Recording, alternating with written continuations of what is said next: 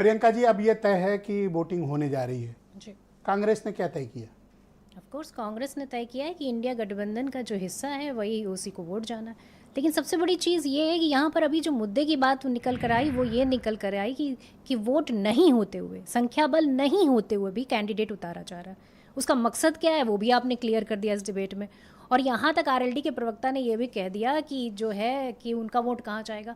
तो ओवरऑल जो देखा जाए तो मुझे लगता है नहीं किया, आपको किया क्या? नहीं, इन्होंने कहा ना, इन्होंने ये भी एक बात कही कि वो पर्चा खारिज नहीं हो गया। वोट वाला स्क्रूटनी के क्या कह रही हो तुम? नहीं, भाई प्रत्याशी तो तभी होगा जब स्क्रूटनी हो जाएगी। नहीं, सुनिए, पर्चा खारिज किसका होगा ये भी तो बता दें। किसका? भारतीय जनता पार्टी का होगा कि सपा का होगा, किसका होगा पर्चा खारिज वो भी बता दें।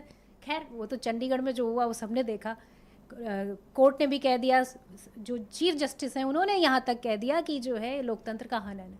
और वैसे भी देखिए आज बड़ा भारतीय जनता पार्टी के लिए काला दिन। पार्टी के साथ ये बात तय हो गई है कि आप उन्हीं के ही तीसरे कैंडिडेट को वोट देंगे, आपके दोनों विधायक? देखिए, जहाँ तक इंडिया गठबंधन का सवाल है, इंडिया गठबंधन पूरी तरह से इंटैक्ट है। और वोटों की रही बात तो वोट भी पूरी तरह से इंटैक्ट रहेगा और इंडिया गठबंधन के हिस्से को ही वोट जाएगा।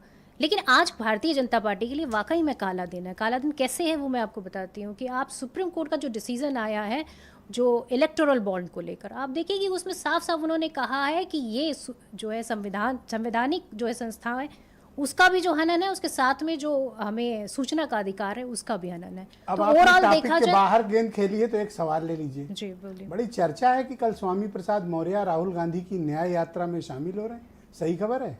देखिए, इसके बारे में तो नहीं अभी तक मुझे पता है। अगर ऐसा हो, पल्लवी पटेल के बारे में भी आज छपा है सब जगह की जाएंगी, तो ये अपने ही दोस्तों के यहाँ चाकू क्यों लगा रहे हो पीछे आपने? देखिए, मुझे लगता है कि यात्रा का जो मकसद है वो साफ है कि वो जनता के लिए, वो किसानों के लिए, वो युवाओं के लिए, वो महिलाओं के लिए। तो यात्रा घर तोड़ने के लिए मिला है? घर तोड़ने की बात नहीं, वो तो गठबंधन का हिस्सा है। आप कैसे, मतलब घर तोड़ने की कौन सी बात है? तो क्या सपा वाले भेज रहे हैं वहाँ पे कि जाओ?